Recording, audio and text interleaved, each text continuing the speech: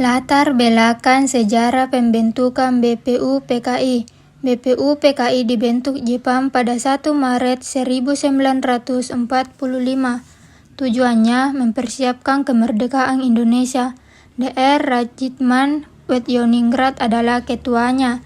BPUPKI beranggotakan tokoh-tokoh nasionalis. Pembentukan ini terjadi di tengah Perang Dunia Kedua dan janji kemerdekaan Jepang. Sidang pertama BPUPKI, usulan dasar negara. Sidang pertama BPUPKI diadakan 29 Mei sampai 1 Juni 1945.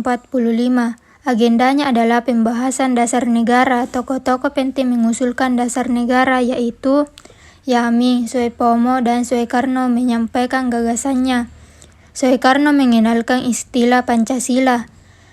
Panitia 9 dan Piagam Jakarta. Panitia 9 dibentuk untuk merumuskan dasar negara. Soekarno, Hatta, dan tokoh lainnya menjadi anggota. Piagam Jakarta dihasilkan pada tanggal 22 Juni 1945. Sila pertama berbunyi ketuhanan, dengan kewajiban menjalankan syariat Islam. Sidang kedua BPUPKI Rancangan Undang-Undang Dasar. Sidang kedua BPUPKI berlangsung pada tanggal 10 sampai 17 Juli 1945. Agendanya adalah pembahasan rancangan Undang-Undang Dasar.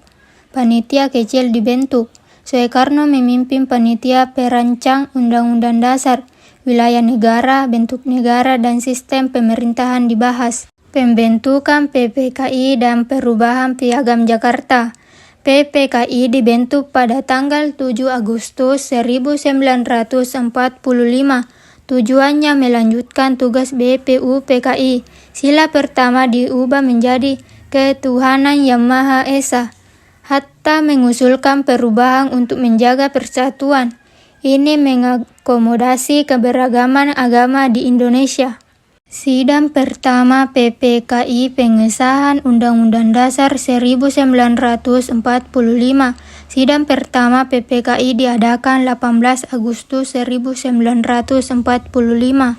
Undang-Undang Dasar 1945 disahkan sebagai konstitusi. Soekarno-Hatta dipilih sebagai presiden dan wakil presiden. KNIP dibentuk sebagai badan legislatif sementara. Momen penting dalam sejarah Indonesia. Kesimpulan dan relevansi Pancasila masa kini. Pancasila dirumuskan dari BPUPKI hingga PPKI.